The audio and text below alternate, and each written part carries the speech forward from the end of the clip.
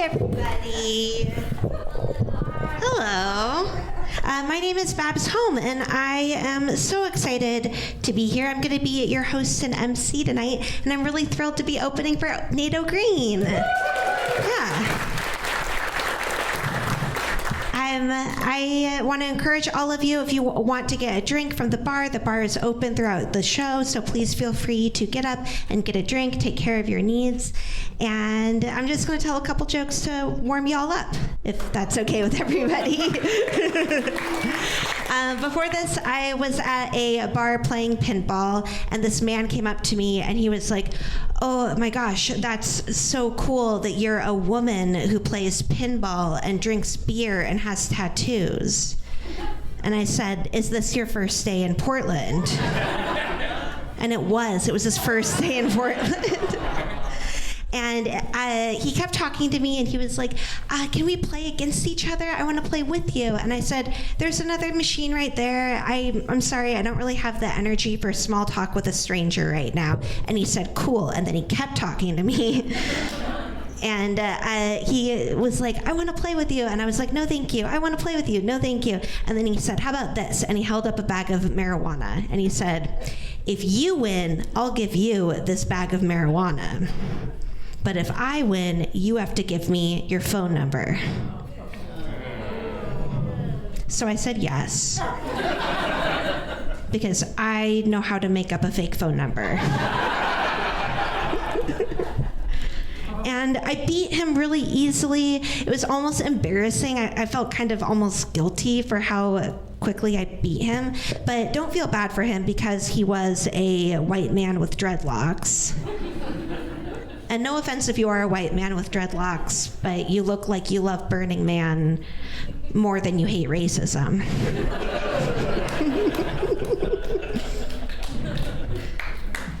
Yeah, you can laugh and clap. You can feel your feelings out loud during the show. Some of my jokes might sound a little bit man-hating because they're smart, but I don't hate men at all. I love men. I have a brother that I love like a brother. Every day I'm so grateful that I didn't eat him inside the womb. Because he is 3 years younger than me. And that would have been uncomfortable for my mom. Before this, I saw a sign that said laser removal, but the sign wasn't next to anything. I was like, damn, they're really good. I'm really worried about the planet right now. I think that global warming solutions are kind of like a threesome, because we all like to talk about it. But eventually everyone will die. And it is scary. Did you guys know scientists said that this year it is 20 degrees hotter inside my pussy?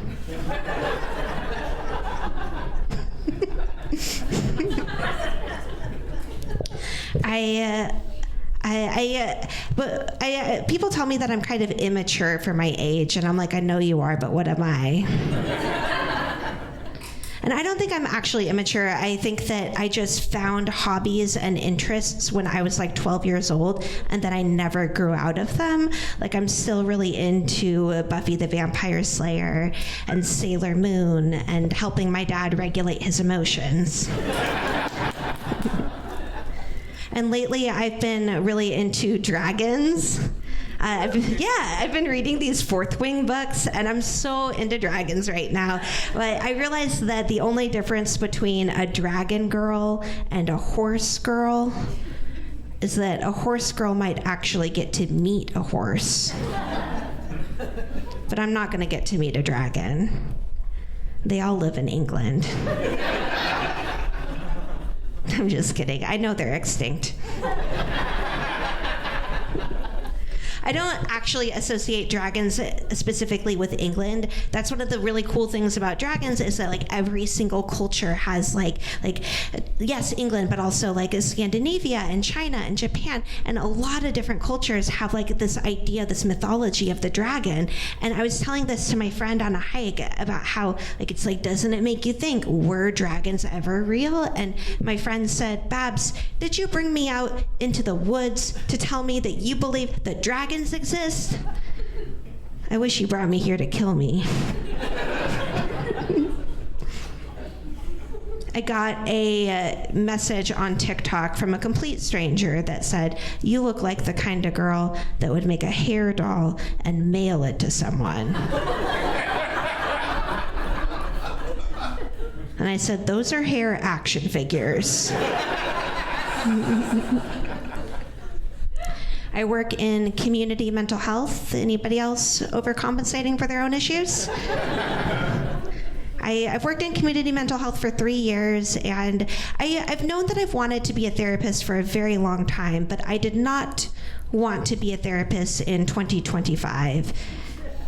This, our last year of Earth. I think that being a therapist right now is a lot like, do y'all remember the movie Titanic? Being a therapist is like the door at the end of the movie Titanic. Because I'm sinking into the ice water and I'm cracking under the pressure, and I'm like, I can take more people. I can help more people. I can take more weight, put more people on me. I can handle more people, give me more people. I can take more people. And then at the end of the day, the only person I'm able to save is the rich white woman.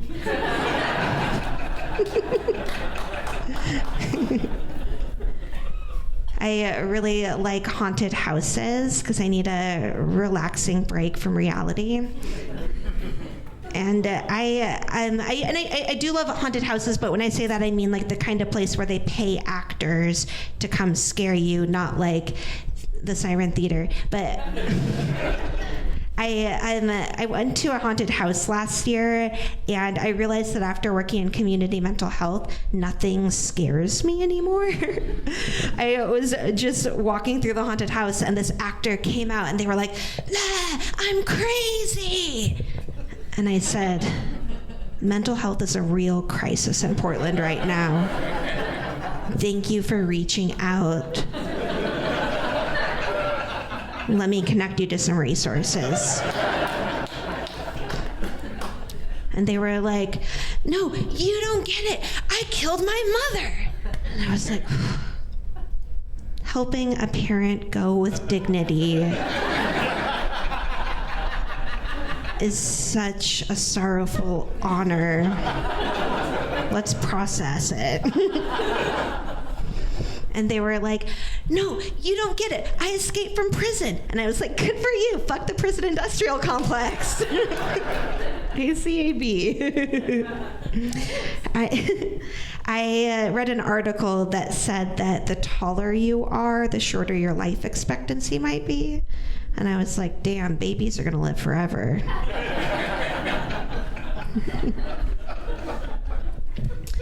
I have to do a show where I have to do impressions, and I'm not very good at impressions. I can't really do them, but is it okay if I practice my impressions on you guys? Okay, so I wrote an impression of my mother because we have the same speaking voice.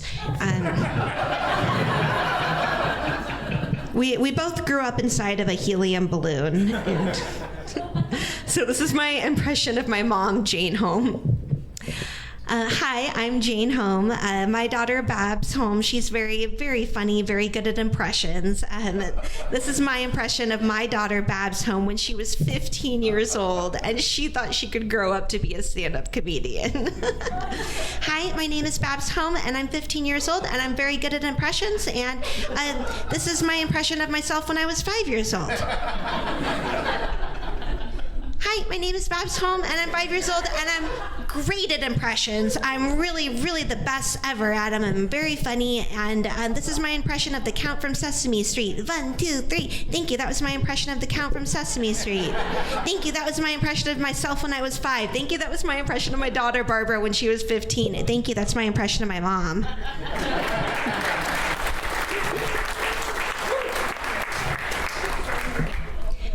I had to go to Los Angeles for stand-up once, and I went to this party with all of these like really amazingly beautiful, tall, confident, extroverted, outgoing, really cool people. And this woman came up to me when I entered, and she was like, "Oh my gosh, you are so mousy. Oh my gosh, you're so mousy." And I said, "I haven't said anything yet that would give you any indication of what my personality is like." And she was like, "Yeah, that's so mousy." And she said, "I'm going to spend this entire party hanging out with you, and I'm going to teach you how to talk to boys and how to not be so mousy." And that night I fucked that girl. So now who's mousy? Still me. I am bisexual, which is difficult for me to say because of my speech impediment.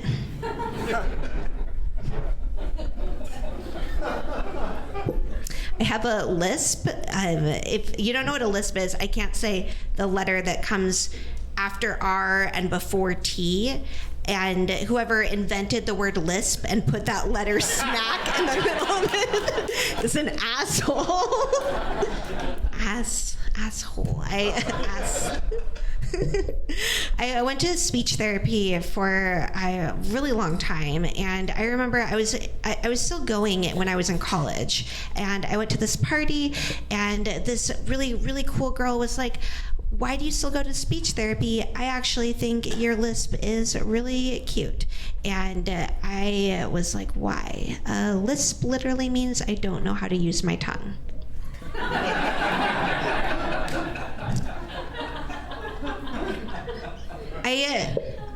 I've written some jokes about having a lisp recently, but I didn't always have these jokes about having a lisp. And I used to have a set that didn't have any jokes about it whatsoever, and I had it on YouTube.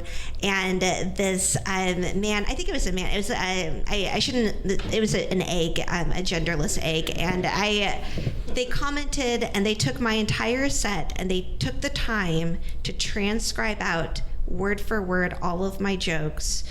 But every time there was an S, they wrote TH.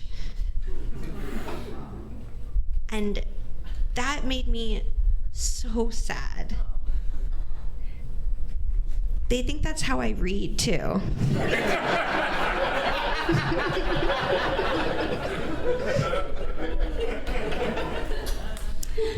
I have allergies because it goes with my whole brand. And I do the neti pot. I take a warm teapot of salt water that I pour upside down into my nostrils. It's great. It feels like olfactory squirting. I love it. But I'm a little bit worried that I'm going to get an amoeba inside my brain.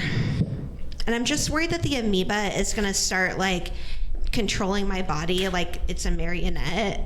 And they're just going to start, like, living my life for me. Like, they'll just take over my body, and I'll still be sentient. I'll still be aware of what's going on. It'll be like I'm the victim of a body snatcher situation, or like I'm in the sunken place and Get Out, and I'll just be able to like see and hear, and all my friends will be like, "What's so different about Babs?